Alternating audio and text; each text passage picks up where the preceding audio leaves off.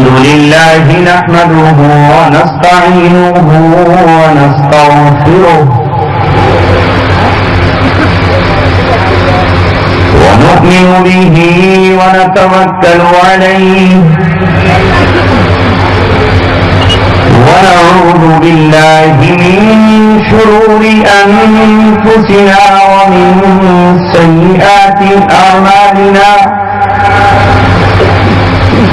من يهده الله فلا مضل له ومن يضلله فلا هادي له ونشهد أن لا إله إلا الله وحده لا شريك له ونشهد أن سيدنا وسندنا وشفيعنا محمدا عبده ورسوله صلى الله عليه وعلى آله وصحبه وسلم تسليما كثيرا كثيرا أما بعد قال الله تبارك وتعالى في كتابه الكريم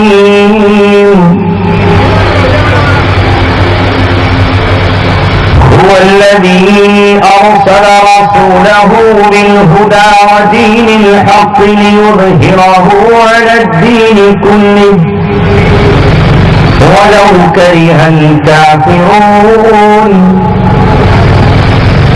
صدق الله العلي العظيم.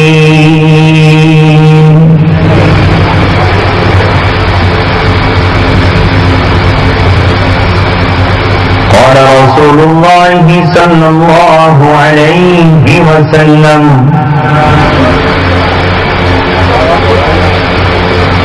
الإسلام يعلو ولا يعلى عليه صدق رسوله النبي الكريم.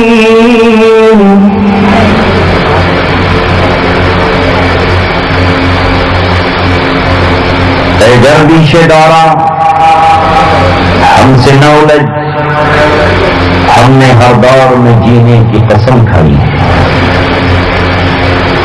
شاخوں سے ٹوٹ جائیں وہ پتے نہیں ہیں ہم، شاخوں سے ٹوٹ جائیں وہ پتے نہیں ہیں ہم. آندھیوں سے کہہ دو اوقات میں رہے. توحید کی امانت سینوں میں ہے ہمارے، آسا نہیں مٹانا. نام و نشان ہمارا باطل سے دبنے والے اے آسمان نہیں ہم، سوار کر چکا ہے. تو انتہا ہمارا سالار کارواں ہے. میرے حجاز اپنا اس نام سے ہے باقی، آرام جا ہمارا. محترم حضرات، وقت کی قلت اور اپنی عدم فرصتی کی بنیاد پر میں آپ حضرات کے بیچ بہت لمبی گفتگو آج کرنے کی حیثیت میں نہیں ہوں. میرے بعد بھی اسٹیج پر مقررین جلوہ افروز رہیں گے. سلسلہ آپ کا جاری رہے گا. آپ کے گاؤں کے لیے تو میں پہلی بار حاضر ہوا ہوں، لیکن آپ کے علاقے کے لیے میں نیا نہیں ہوں. رامپور، روڑکی اور اطراف میں آپ کے آتا رہا ہوں. آج مجھے آپ سے بہت ہی اہم گفتگو کرنا ہے، اس لیے کہ ایک عرصہ ہو گیا ہے یہ امت رسمی گفتگو سن سن کر اور روایاتی باتیں سن سن کر اس شعر کا مصداق ہو گئی ہے کہ حقیقت روایات میں کھو گئی، یہ امت خرافات میں سو گئی. حقیقت یہی ہوئی ہے کہ کبھی علامہ اقبال نے کہا تھا، اڑائی طوطیوں نے، قمریوں نے، اندلیبوں نے، چمن والوں نے مل کر لوٹ لی طرز فغاں میری. چمن والوں نے مل کر لوٹ لی طرز فغاں میری. ٹپک اے شمع آنسو بن کے پروانے کی آنکھوں سے، سراپا درد ہوں حسرت بھری ہے داستاں میری، میرا رونا نہیں رونا ہے یہ سارے گلستاں کا، میں وہ گل ہوں خزاں ہر گل کی ہے، گویا خزاں میری۔ امت کا نوجوان مسائل کا حل چاہتا ہے، مگر حل کہاں ملے گا؟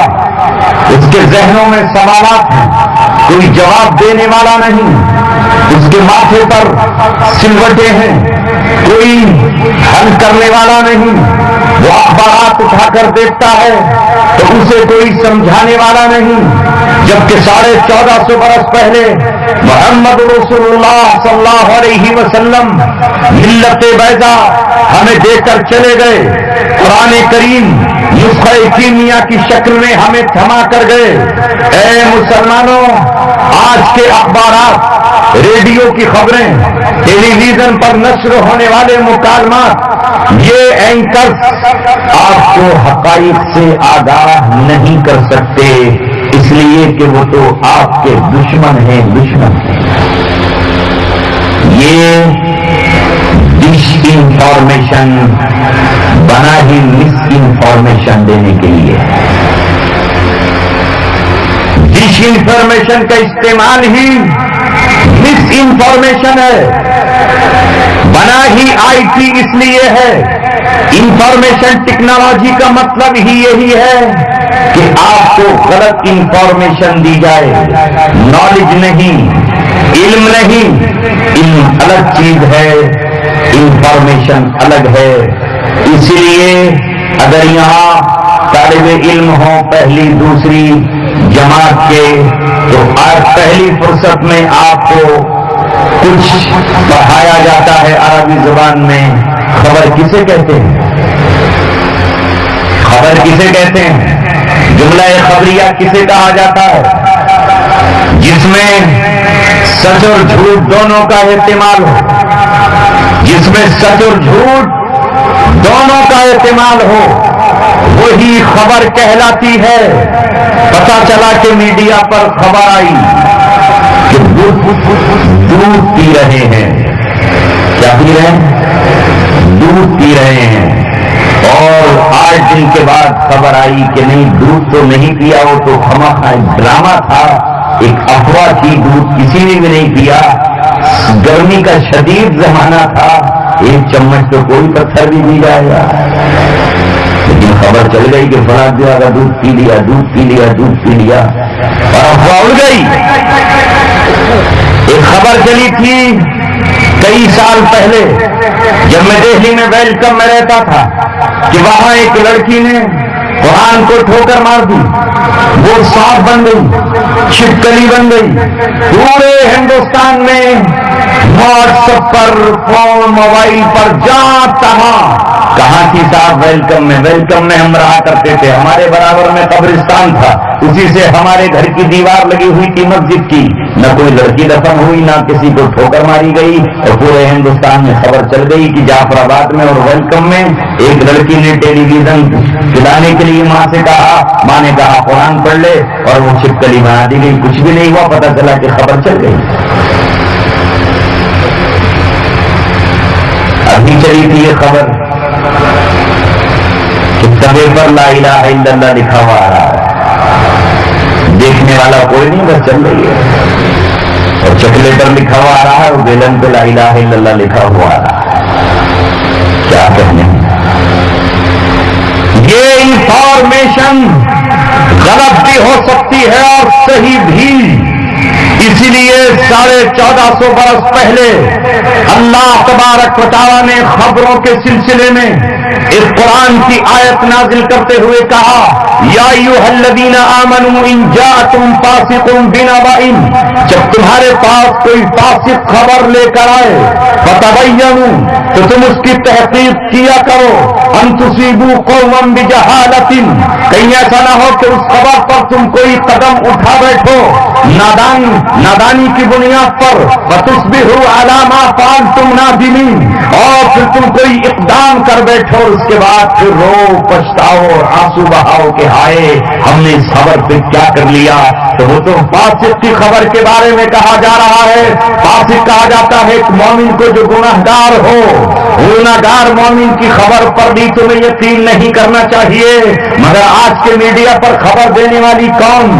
وہ کنجری ہے جو سر سے پیر تک ننگی ہے، جو زناکار ہے، جو فاحشہ ہے، جو شراب پینے والی ہے، جو یہودن ہے، جو عیسائی ہے، جو مشرکہ ہے، وہ آ کر کے خبر دیتی ہے اور آپ کہتے ہو کہ صاحب میں تو ایک ایسے ادارے کی خبر سن کر آیا ہوں کہ وہ تو جھوٹ ہی نہیں بول سکتا ہے، اس نے اب خبر دی ہے کہ آج عراق میں فلاں شخص قتل کر دیا گیا، مار دیا گیا، دنیا سے ختم کر دیا گیا۔ مولانا صاحب میں تو بس جلدی سے قرآن پڑھ کے فاتحہ کرنا چاہتا ہوں، اور 3 دن کے بعد خبر آتی ہے کہ وہ خبر جھوٹی تھی، جس کی ہم نے خبر دی تھی وہ سب مارا نہیں گیا بلکہ زخمی ہوا، بس زندہ ہے۔ کیا کہنے ہیں اس خبر کی؟ اس لیے میں آپ سے یہ کہنے جا رہا ہوں، یہ ٹیکنالوجی بنائی ہی اس لیے ہے، بنانے والے سب دجال کے لشکر کے لوگ ہیں، تاکہ آپ کے گھر تک وہ خبر پہنچائی جائے جو وہ چاہتے ہیں، آپ کے ذہنوں میں وہ بات بٹھائی جائے۔ مثلا ایک لڑکی ہے پاکستان کی جس کا نام ملالہ ہے، کہا یہ گیا کہ اسے چند داڑھی والوں نے، چند ان لوگوں نے جو قرآن و حدیث کی بات کرتے ہیں، اسے بس سے اتارا اور اس کے گولی ماری اور یہ ان کی گولی سے بچ گئی۔ مجھے بتاؤ، ایک لڑکی بس سے اتاری جائے اور مارنے والوں کے ہاتھ میں AK-47 ہو، ان کے پاس انگلش پسٹل ہو، ان کے پاس اورینٹڈ ہتھیار ہو، اور اس کے بعد وہ گولی مارے اور اس کے بعد وہ بچ جائے۔ کوئی دیسی کٹا تھا جس سے بچ گئی، وہ بچ جائے گی، وہ بچ گئی، کہاں سے بچ گئی کہ اور ارے وہ اتنے لوگوں کے بیچ میں ایسے ہتھیاروں کے بیچ سے بچ گئی اور نکل کر چلی گئی۔ یہ ہیرو بنانا تھا اسے اور اسلام کی تصویر کو مست کرنا تھا، کیونکہ یہ وہ لڑکی تھی جس کا باپ اپنی بیٹی کا بھاڑ کھا رہا تھا۔ گل مکئی کے نام سے ایک ڈائری لکھی جا رہی تھی جو BBC لندن پہ نشر ہو رہی تھی۔ یہ لڑکی کہتی تھی کہ میرا آئیڈیل کون ہے؟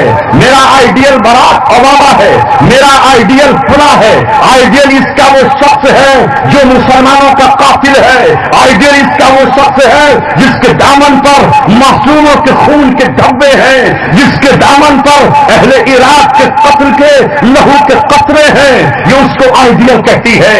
اور آج اس کا باپ پوری دنیا میں اسے گھماتا ہے کیونکہ اس کا نام مسلمانوں جیسا ہے، اور وہ نوبل پرائز پا کر کے ساری دنیا میں گھومتی پھرتی ہے اور یہ کہتی ہے کہ میں تعلیم کی وکالت کرتی ہوں۔ کون سی تعلیم؟ جہاں نوجوان لڑکے اور نوجوان لڑکیاں ایک ساتھ تعلیم حاصل کریں، مرد لڑکے اور لڑکیاں ایک ساتھ بیٹھ کر تعلیم حاصل کریں، جس کو میرا نبی اس تعلیم کی اجازت نہیں دیتا، اسلام اس تعلیم کی اجازت دیتا ہے، جہاں بہنیں پردے کے ساتھ عورتوں سے تعلیم حاصل کریں اور لڑکے استادوں سے تعلیم حاصل کریں، لڑکے الگ تعلیم حاصل کریں اور لڑکیاں الگ تعلیم حاصل کریں۔ اسے ہیرو بنا کر پیش کیا گیا۔ یہ ہے میڈیا آج کی دنیا کا۔ کہا کہ صاحب اسے قتل کرنے جا رہے تھے، ہم نے لندن میں علاج کر کے اسے بچا لیا۔ تم بچا لو گے؟ تم بچا لو گے؟ نہیں بچا پاؤ گے، تم بچانے پہ قادر نہیں ہو۔ اس لیے میرے عزیزوں، مجھے آپ سے چند باتیں یہ عرض کرنی ہیں کہ موجودہ حالات اتنے سخت ترین ہیں کہ حق اور باطل کو گڈمٹ کر دیا گیا ہے۔ شاید اسی وقت کے لیے اللہ کے رسول نے ہمیں ایک دعا سکھائی ہے، اللہم ارنا الحق حقا وارزقنا اتباعہ۔ اے ہمارے اللہ، اے میرے مولا ہمیں حق کو حق ہی دکھائیے اور حق کی اتباع کی توفیق بھی نصیب فرمائیے۔ یہ نہیں کہا کہ ہم حق کو حق دیکھ لیں، بلکہ کہا کہ حق کو جب دیکھ لو تو حق کے ساتھ شامل ہو جانا، حق کی حمایت کرنا، اپنے قلم سے حق کی تائید کرنا، حق کی تائید اپنی زبان سے کرنا، حق کی تائید اپنے مال سے کرنا، حق کی تائید اپنے اسباب سے کرنا، اور وہ ارنا الباطل باطلا، اور باطل کو باطل ہی دکھائیے، باطل کو باطل ہی دکھائیے، وارزقنا اجتنابہ، اور باطل سے بچنے کی بھی ہمیں توفیق عطا فرمائیے، وارزقنا اتباع۔ حکیم اختر صاحب نے بڑی عجیب و غریب بات کہی ہے، لفظ کیا کہا ہے؟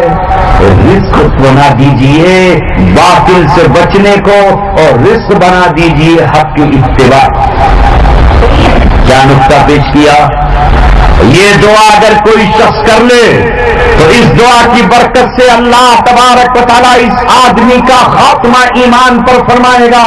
جیسے کوئی آدمی مرے گا نہیں جب تک اپنا رزق پورا نہ کر لے، موت نہیں آئے گی جب تک وہ پانی کے قطرے پی نہ لے جن پہ اس کا نام لکھا ہے، موت نہیں آئے گی جب تک وہ روزی کے ٹکڑے کھا نہ لے جن پہ نام لکھا ہے، موت نہیں آئے گی جب تک وہ دانے حلق سے نیچے نہ اتار لے جن پہ اس کا نام لکھا ہے۔ یہاں رسول اللہ نے کہا وارزقنا اتباع، حق کی اتباع کی توفیق عطا فرمائیے، وارزقنا اجتنابہ، اور باطل سے بچنے کو رزق بنا دیجیے گا۔ اگر یہ کوئی شخص دعا کرتا ہے تو اللہ موت سے پہلے اگر کل باطل کا طرفدار بھی تھا تو باطل سے توبہ کی توفیق اللہ موت سے پہلے عطا فرمائے گا، اور اگر کل حق کا طرفدار نہیں بھی تھا تو اللہ تبارک و تعالیٰ آخری وقت میں حق کا طرفدار بنا کر اسے موت سے پہلے حق کا ساتھی بنا۔ یہ ہے اس دعا کی برکت، اس لیے کہ قیامت کے قریب جو نظام دجل ہوگا، دجل کے معنی ہے فریب، دجل کے معنی ہے کسی چیز پر پانی چڑھا دینا، جیسے سونار چاندی پر سونے کا پانی چڑھاتا ہے تو وہ سونے کا زیور نظر آتا ہے، حقیقت میں کیا ہوتی ہے؟ چاندی ہوتی ہے۔ جب ہم دارالعلوم دیوبند میں پڑھا کرتے تھے تو رامپور میں جو ہمارا وطن ہے، ہمارے دو ساتھیوں کا نکاح ہوا، حالات ان کے بڑے غریب تھے۔ میں جب ان دونوں ساتھیوں کے نکاح میں شریک ہوا تو جب انہوں نے نکاح کے وقت میں زیورات کی ڈبیاں کھولی تو سونا ہی سونا مجھے نظر آیا۔ میں ایک دم اچانک سکتے میں رہ گیا کہ ان دونوں بھائیوں کے حالات تو بڑے ٹائٹ تھے، لیکن یہ تو ڈبیا کھول رہے ہیں تو اس میں سونا، اس میں سونا، اس میں سونا۔ میں نے چپکے سے کان میں پوچھا کہ اتنا سونا کہاں سے لے آئے؟ تو مسکرا کے کہا کہ چاندی پہ سونے کا پالش چڑھوا دیا ہے چاندی، لیکن سب پہ سونے کا پالش چڑھوا دیا، اس لیے سونا نظر آ رہا ہے۔ بعد میں بتا دوں گا کہ حالات تو تھے ہی نہیں، میں تو وہاں کیا کرتا، لاج رکھنے کے لیے سونا مجھے دکھانا تھا۔ یہی نظام دجال ہے۔ دجال کے معنی آتے ہیں دجل کے کسی چیز پر ملمہ سازی کر دینا اور اس پر رنگ چڑھا دینا اور اس پر پانی چڑھا دینا۔ میرے عزیزوں نوجوانوں، محمد رسول اللہ صلی اللہ علیہ وسلم کی حدیث پہ غور کرو۔ آقا فرماتے ہیں کہ جب دجال آئے گا تو اس کے ایک طرف پانی ہوگا اور دوسری طرف آگ ہوگی، ایک طرف آگ دوسری طرف پانی۔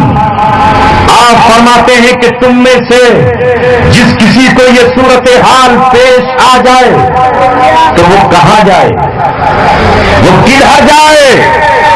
آپ فرماتے ہیں کہ وہ آگ میں کود جائے، وہ آگ کے دریا میں، آگ کے سمندر میں چھلانگ لگا دے، اس لیے کہ جو بظاہر آگ نظر آ رہی ہوگی وہ ہی صاف و شفاف میٹھا پانی ہوگا، اور جو پانی نظر آ رہا ہوگا وہ آگ ہوگی۔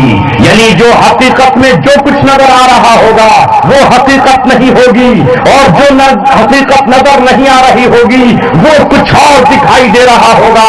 اس کا یہ مطلب نہیں ہے کہ وہ آگ کی انگیٹھیاں لے کر یا آگ کے تنور لے کر یا آگ کے شعلے گھوڑوں پر رکھ کے چل پھر رہا ہوگا، بلکہ رسول اللہ فرما رہے ہیں آگ علامت ہے تباہی و بربادی کی، آگ علامت ہے خاک میں ملا دینے کی، آگ علامت ہے مٹا دینے کی، آگ علامت ہے فنا ہو جانے کی، آگ علامت ہے موت کو دعوت دینے کی، آگ علامت ہے اپنے آپ کو ختم کر دینے کی، اور پانی علامت ہے خوشحالی کی، تر و تازگی کی، زندگی کی، سلامتی کی، امن کی، چین کی، سکون کی۔ محمد رسول اللہ فرما رہے ہیں جب دور دجال آ جائے، نظام دجال آ جائے تو دیکھنا کدھر تباہی ہے، کدھر بربادی ہے، کدھر تمہیں نظر آئے کہ یہاں بظاہر سکون چھنتا نظر آ رہا ہے، تم اس میں کود جانا، ادھر چھلانگ لگا دینا، ادھر کود جانا جہاں تمہیں تباہی نظر آئے، جہاں جسم جلتے نظر آئے، جہاں لاشیں بھی گھرتی نظر آئے، جہاں خون کے دریا تمہیں بہتے نظر آئے، وہی جنت ہوگی، وہی تمہاری کامیابی ہوگی، اور جہاں تمہیں بظاہر خوشحالی کرو تازگی نظر آئے وہی ہلاکت تباہی و بربادی ہوگی۔ یہی تو ہوگا نظام تجل و نظام دجال۔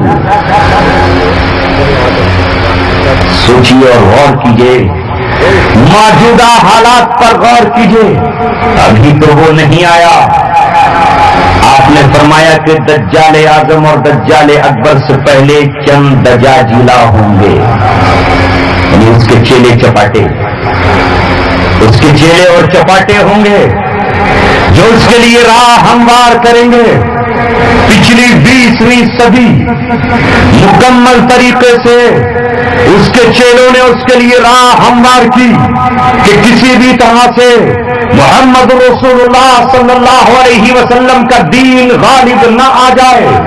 انہوں نے وہ علاقے جن پر کبھی محمد رسول اللہ کا نظام چلتا تھا ان سے واپس چھین لیا، اور ان سے واپس چھین کر وہاں انہوں نے اپنے مہرے بٹھا دیے، اپنے ایجنٹ بٹھا دیے، اور انہوں نے اپنے وہاں غلام بٹھا کر وہ قوانین جاری کیے جہاں سے اللہ تبارک و تعالیٰ کی کتاب کو سمیٹ کر مسلمانوں کھل کر کہہ رہا ہوں، جہاں اللہ تبارک و تعالیٰ کی کتاب کو انہوں نے یہ کہا کہ تم اپنے گھروں میں تو تلاوت کر سکتے ہو، اپنے طاقوں میں تو رکھ سکتے ہو، اپنی مسجدوں کی انگیٹھیوں میں تو رکھ سکتے ہو، اس کی تلاوت مسجدوں میں تو کر سکتے ہو، لیکن یہ جرأت مت کر لینا کہ اس کتاب کو لا کر تم عدالتوں میں لے آؤ۔ اب تمہارا کوئی بیٹا قاضی ابو یوسف نہیں بن سکتا، اب تمہارا کوئی لخت جگر قاضی ابو شریح نہیں بن سکتا، اب تم میں کا کوئی عمر ابن عبد العزیز بننے کے خواب نہ دیکھے، اب کوئی اورنگزیب عالمگیر بننے کی تمنا نہ کرے، اب کوئی شیر شاہ سوری بننے کا ارمان نہ رکھے، اب کوئی محمود غزنوی بننے کی آرزو نہ کرے۔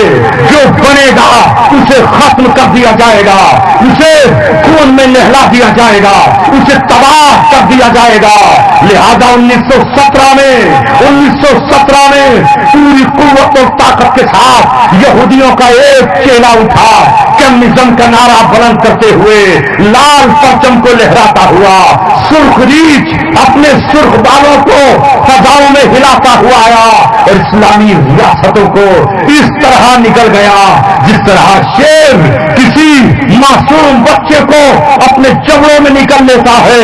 اسلامی ریاستیں اس نے پوری کی پوری نکل لی، یہاں تک کہ 24 دسمبر 1979 کو افغانستان کی سرحد میں داخل ہو گیا، اور مسلم امت کا وہ حال ہوا کہ جس طرح ایک نوجوان شیر کے جبڑوں میں اس کی کی گردن آ گئی ہو، وہ بے بس بے جان لاشیں کی طرح پہنچ رہا ہو، لوگ شور تو مچا رہے ہو، سیٹیاں تو بجا رہے ہو، آہے تو زبان پر ہو، دھڑکنیں تو دل کی تیز ہو رہی ہو، مگر کوئی شیر سے اس بچے کو بچانے کی پوزیشن میں نہ ہو. یہی حال 3 مارچ 1924 سے لے کر کے تقریباً اب تک امت مسلمہ کا ہے. مسلم امت کی گردن ایسے نہ جانے کتنے ریچھوں کے جبڑوں میں پہنچ چکی ہے، کتنے ظالم شیروں کے دانتوں میں پہنچ چکی ہے، کتنے پاگل ہاتھیوں کے سونڈ میں امت لپٹی ہوئی ہے. وہ جب چاہتا ہے پٹک کے مار دیتا ہے، کوئی پوچھنے والا نہیں ہے. کوئی افغانستان میں گھسا تو کوئی عراق میں داخل ہوا تو کسی نے صومالیہ میں امت کی ماں کے پیٹوں کو چاک کیا اور اس پہ کراس کا نشان بنا کر کے بچوں کو ختم کر دیا. برما میں ڈرل سے ان کی پیٹھوں کو چھلنی کر دیا گیا. مشرق وسطی کا حال دیکھو، وہاں کیا صورت حال ہے. مسجدیں تباہ ہوئی. تقریباً پچھلی 1 صدی سے امت مسلمہ کی یہ صورت حال ہے کہ دجال کے چیلے میں اعلان کیا 9/11 کے بعد اس نے اعلان کر دیا، لوگوں سنو، پھر سے صلیبی جنگوں کا آغاز کر دیا ہے. جو ہمارے ساتھ آئے گا وہ دودھ کی نہروں میں نہلا دیا جائے گا. جو ہمارے ساتھ آئے گا اس کے لیے گلشن سجائے جائیں گے.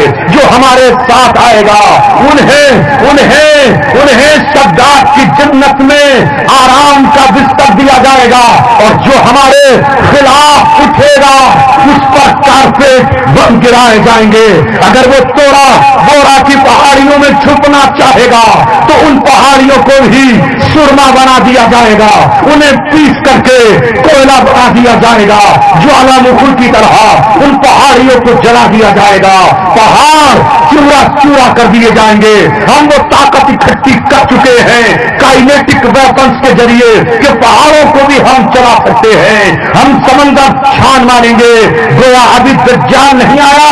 دجال کے چیلوں نے یہ اعلان کیا کہ جو ہمارے مد مقابل آئے گا اسے آگ میں جلا کر زمین سے آگ، آسمان سے آگ، فضاؤں سے آگ، بحر البم کے ذریعے آگ، رسائنک ہتھیاروں کے ذریعے آگ، بایولوجیکل ہتھیاروں کے ذریعے آگ، فاسفورس بم کے ذریعے آگ.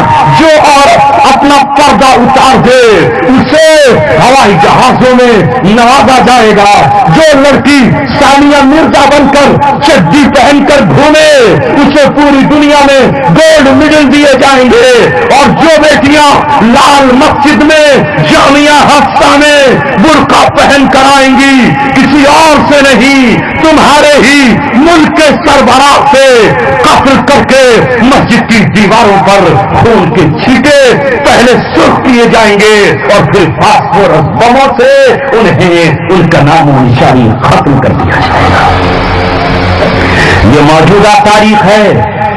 یہ ہے نظام دجال کی ابتدا جس کی بنیاد 24 اکتوبر 1945 کو روئے زمین پر اس دن ہو گئی تھی جس دن اقوام متحدہ قائم ہوئی، جس دن مسلمانوں کی خلافت کو ٹوٹے ہوئے 22 سال ہو گئے. 1924 میں ٹوٹی، 1945 میں ان کی اتھارٹی قائم ہوئی جب ناٹو کی فوجیں زمین پر اس قابل ہوئی کہ جہاں کہیں بھی اللہ تبارک و تعالیٰ کے نام لیوا اٹھ کھڑے ہوں وہ انہیں رون ڈالیں. اسی کی طرف سے محمد رسول اللہ نے کہا، اے لوگوں، تم میں سب سے کم درجے کا آدمی وہ ہونا چاہیے کہ اس کے سامنے اگر دجال آ جائے تو وہ دجال کے چہرے پر کچھ نہ کر سکے تو کم سے کم تھوک دے. کیا ہم میں ہے یہ ہمت؟ کہاں ہمت ہوگی؟ اگر یہ ہمت ہوتی تو 55 اور 56 حکمراں دجال کے ایجنٹوں کی چلم نہ بھرتے، ان کا حقہ تعظیم نہ کرتے، ان کو اپنی زمین کا تیل و پیٹرول نہ دیتے، ان کو طباق میں سجا کر ڈاکٹر عافیہ صدیقی جیسی اپنی بہنوں اور بیٹیوں کو نہ دیتے، جو آج بھی امریکہ کی جیل میں تڑپتی ہے اور روتی ہے اور خط لکھ کر امت کے علماء کو کہتی ہے کہ ہمارا پیغام ہمارے نوجوانوں تک پہنچا دو، ہمارا پیغام اس امت کے شیروں تک پہنچا دو، جو بدنصیبی سے چند گوشت کے ٹکڑوں کے لالچ میں کٹہروں میں جا پہنچے ہیں، اگر یہ چھلانگ لگائے تو لوہے کے پنجروں کو توڑ سکتے ہیں، اگر یہ زخم لگائے تو دیواروں کو کراس کر کے چھلانگ لگا کر چڑیا گھر کی کیا حیثیت ہے؟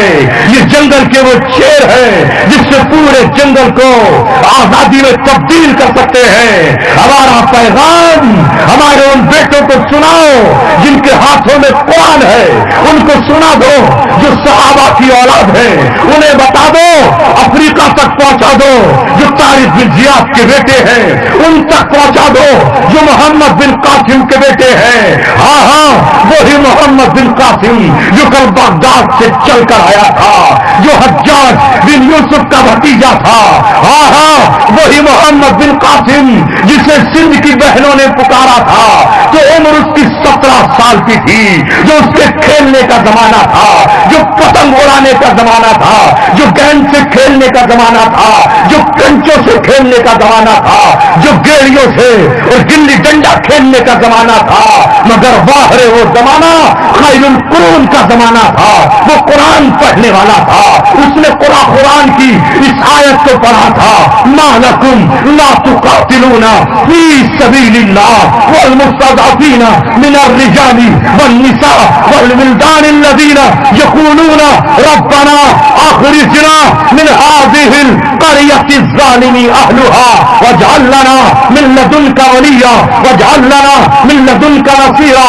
اس نے نبی کی حدیث کو پڑھا تھا، فک العانی یعنی الاسیرا، قیدیوں کو چھڑاؤ یعنی قیدیوں کو چھڑاؤ یعنی الاسیرا۔ جس نے نبی کی حدیث کو پڑھا تھا، جس نے کسی قیدی کو چھڑایا، اس نے گویا مجھ رسول اللہ کو قید سے چھڑا لیا۔ جس نے نبی پاک صلی اللہ علیہ وسلم کی حدیث اور قرآن کی روشنی میں فقہا کی ان عبارات کو پڑھا تھا کہ امت مسلمہ کا اگر کوئی ایک بیٹا یا کوئی ایک بیٹی کہیں قید کر لی جائے تو پوری روئے زمین کے تمام مسلمانوں پر مشرق سے لے کے مغرب تک، شمال سے لے کے جنوب تک ان کا مقابلہ کرنا فرض عین ہے، جب تک وہ بہن یا وہ بیٹی یا وہ بوڑھی یا وہ کوئی نوجوان ان کی قید سے باہر نہیں آ جاتا۔ ان کے لیے جائز نہیں ہے، جیسے ان پہ روزہ فرض ہے، زکات فرض ہے، حج فرض ہے، اسی طرح نماز فرض ہے، اسی طرح قید سے چھڑانا بھی پوری امت مسلمہ کے لیے فرض ہے۔ پڑھو تو کتابیں پڑھو، کون سی کتاب ہے فقہ کی، چاہے شافعیہ ہو، حنفیہ ہو، حنبلیہ ہو یا مالکیہ ہو یا فتاوی ابن تیمیہ ہو، سب میں لکھا ہوا ہے، اے لوگوں، ساری دنیا کے مذاہب کے لوگ اپنی اپنی کتابیں پڑھ رہے ہیں اور اپنے ایجنڈے کو نافذ کر رہے ہیں۔ یہودی ہر سال یہ کہتے تھے اپنی اولادوں سے، اگلا سال یروشلم میں، اگلا سال یروشلم، اگلا سال یروشلم، یہاں تک کہ 14 مئی 1948 کو وہ یروشلم میں داخل ہو گئے۔ جیسے ہی برطانیہ نے وہاں سے اپنا قبضہ چھوڑا، دنیا کی بدترین قوم کو سب سے اعلیٰ اور مقدس سرزمین پر بسا دیا، بیت المقدس میں بسا دیا، مسجد اقصی کے آس پاس بسا دیا۔ کون بسے؟ ضربت علیہم الذلہ، جن پہ اللہ کی مار۔ کون بسے؟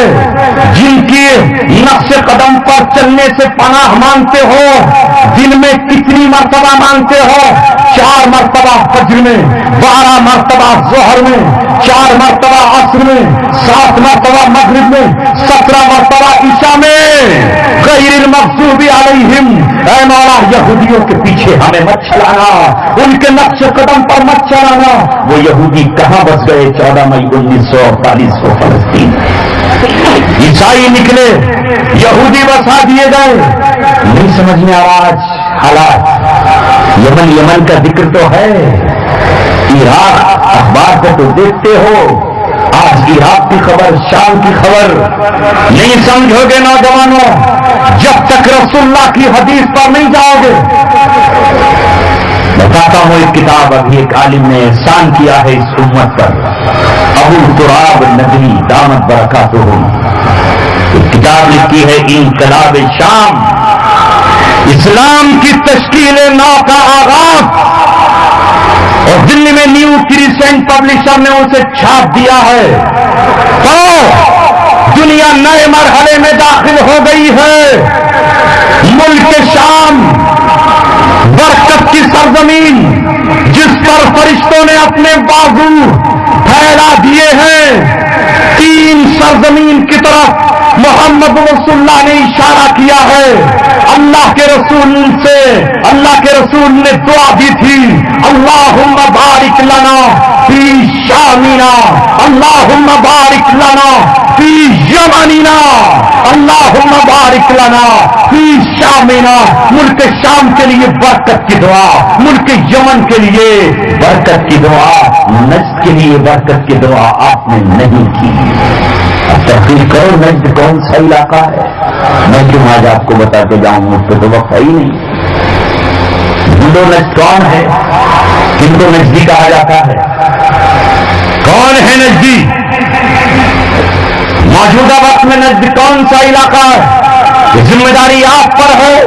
जब रसूलुल्लाह ने कहा फतूबा या अहली शाम, फतूबा या अहले शाम, खुशखबरी हो अहले शाम तुम्हारे लिए, अहले शाम तुम्हारे लिए। सहाबा ने कहा अहले शाम के लिए खुशखबरी क्यों? तो रसूलुल्लाह ने कहा कि रहमत के फरिश्ते मुल्क शाम पर अपने बाजू फैलाए हुए हैं। आपको क्या मालूम कि वो शाम कौन सी सरजमीन है, वहां क्या होने जा रहा है? ये मार्का खैर व शर, जहां दी एंड होना है शर का, जहां शर का मुखिया, जहां शर का आखिरी मंबा हज़रत ईसा के हाथों कत्ल होना है, जहां लास्ट स्टेज मोहम्मद रसूलुल्लाह के गुलामों और दीवानों का और शर के अहले शर व फसाद का जमा होना है, वो वही मकाम है जहां यहूदियों ने और सलीबियों ने मिलकर अपने एजेंट छोड़े थे। फ्रांस ने जो इलाका छोड़ा वो नुसैरियों, राफियों और शियों को दे दिया, सीरिया का इलाका, जिनकी क़यादत आज बशरुल असद कर रहा है। इससे पहले इसका बाप हाफिजुल असद करता था। ये असद नहीं था, इसका असद रखा है यहूदियों के एजेंट कर्नल नासिर ने, जो मिस्र का था, जिसको मिस्र में लाकर बिठाया गया था। इसके खानदान को वहशी कहा जाता है। और उसके बराबर में आप जानते हो एक ईरान की हुकूमत है, जहां सफ़वियों की हुकूमत है, जो हुकूमत इस्ना अशरिया कहलाती है, जो अपने 12 इमाम मानती है। उलमाए देवबंद हमारा शाह वलीउल्लाह मुहद्दिस देहलवी की किताबें पढ़ लीजिए, मुजद्दिद अल-फसानी के खुतूत पढ़ लीजिए, और उलमाए देवबंद के नजरियात को पढ़िए।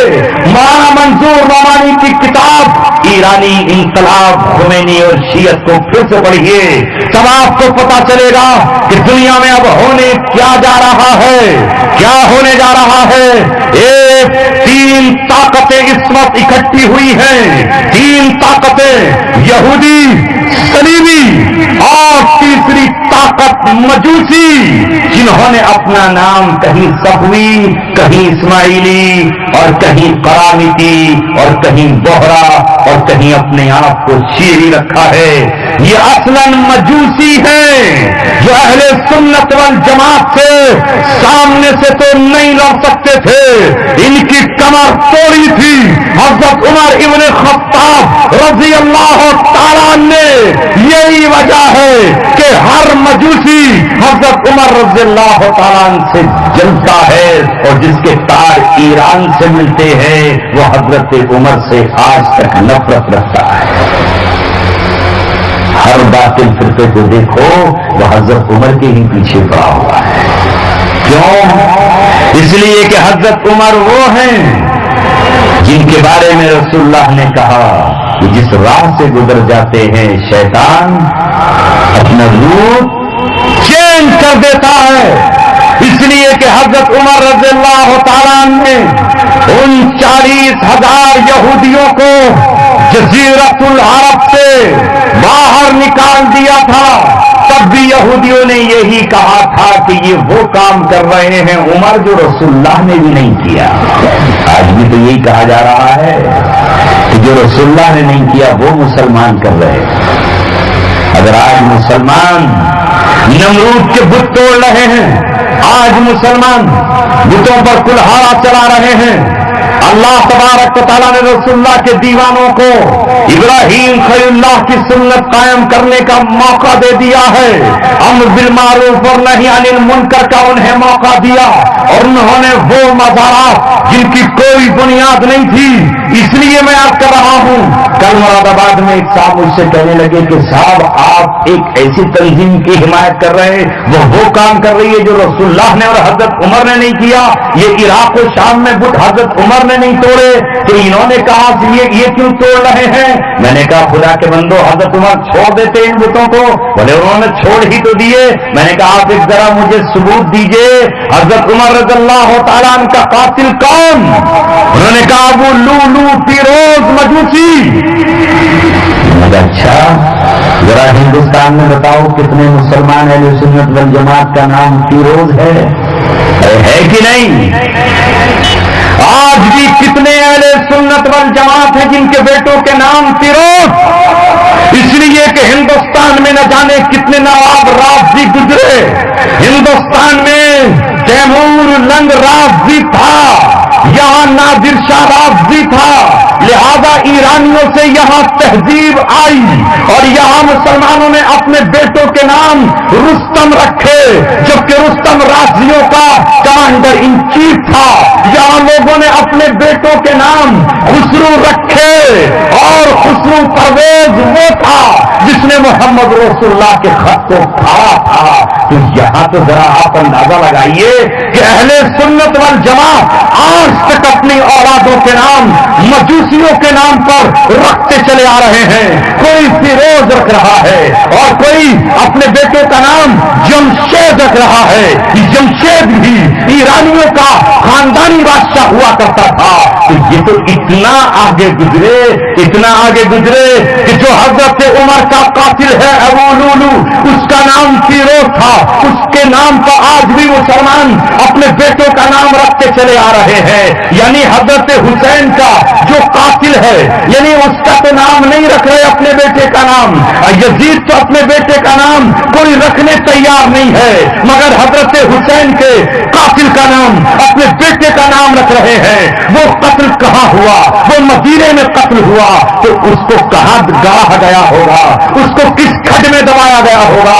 مدینے ہی میں تو گاڑا گیا ہوگا، یا اس کا جنازہ وہاں ایران بھیج دیا گیا ہوگا، وہ وہاں گاڑ دیا گیا ہوگا۔ وہ مجوسی تھا، کافر تھا، بت پرست تھا، آگ کا پوجنے والا تھا، مگر آج بھی ایران کے شہر کاشان میں اس کا مزار ہے اور اس کے ساتھ لکھا ہوا ہے رضی اللہ عنہ۔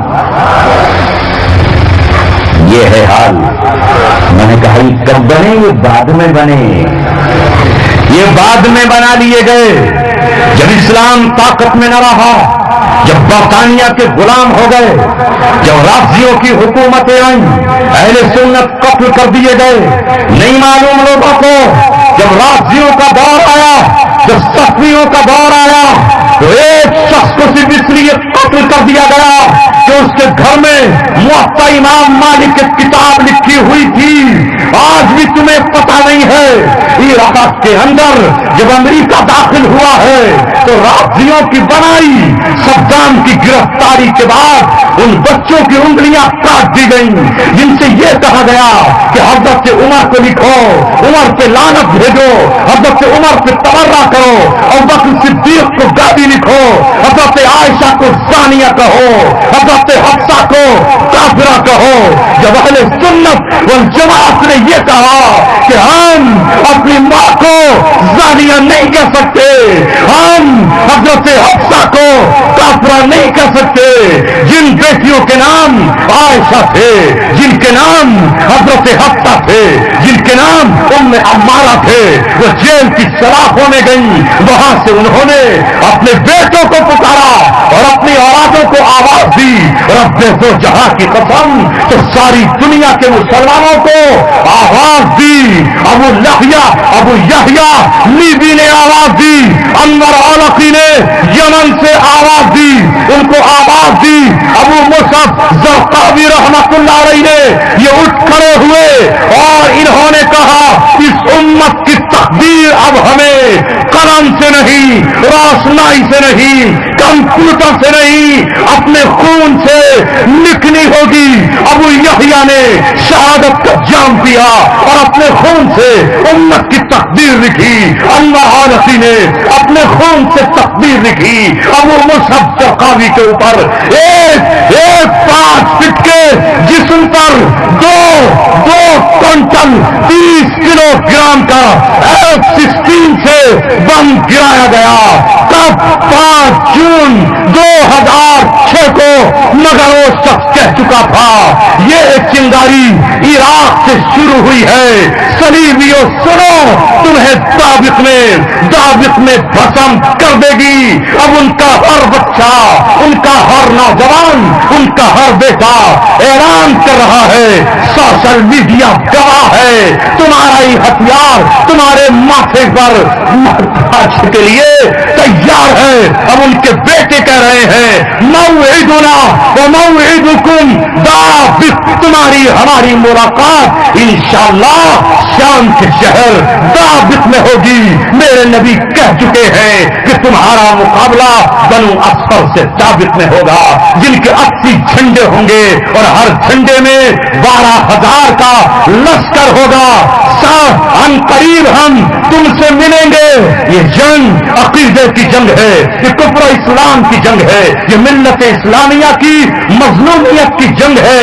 یہ جو بہار آئی ہے یہ نعروں سے نہیں آئی، یہ خالی باتوں سے نہیں آئی، اس میں امت کے خون کے پرنالے رہے ہیں، اس میں بیٹیوں کی آبروئیں پامال ہوئی ہیں، نہ جانے کتنی سمیہ ہیں جن کے ٹکڑے ہوئے ہیں، نہ جانے کتنے خباب ہیں جو سولی پر لٹکا دیے گئے ہیں، نہ جانے کتنے سہیب ہیں، نہ جانے کتنے خبیب ہیں، نہ جانے کتنے بلال ہیں جو آگ کے انگاروں پر لیٹے گئے ہیں۔ تم عمر اور ابو بکر پہ تبرہ کرتے رہو، برا کہتے رہو، صفویوں سن لو، نصیریوں سن لو اور حوثیوں سن لو، تمہارا مقابلہ امریکن غلام نہیں کر سکتے، سعودین غلام نہیں کر سکتے۔ انہوں نے بتا دیا ہے ان کی کتنی انرجی تھی، آج کا اخبار گواہ ہے، یہ تم سے مذاکرات کرنے کے لیے پھر میز پر آ گئے، تم سے مقابلہ وہی کریں گے جن کے نام ابو بکر ہے اور عمر ہے۔ کل بھی ابو بکر نے اور عمر نے اسلام کا دھارا بدلا ہے، اور آج بھی امت کے پاس دنیا دیکھ لے، ایک مڈل ایسٹ میں اور ایک بر صغیر میں، کب تک تم عمر سے کانپ رہے تھے، ابھی عمر زندہ ہے کہ اللہ نے امت مسلمہ کو 16 اپریل 2010 کو ابو بکر عطا کر دیا ہے۔ امت کو ابو بکر مل گیا اور عمر بھی مل گیا۔ جب 2 وزیر امت کے پاس موجود ہو تو ابھی امت نئے مرحلے میں داخل ہے۔ الاسلام یعلو ولا یعلا، اسلام بلند ہونے کے لیے آیا ہے، یہ جھکنے کے لیے نہیں آیا۔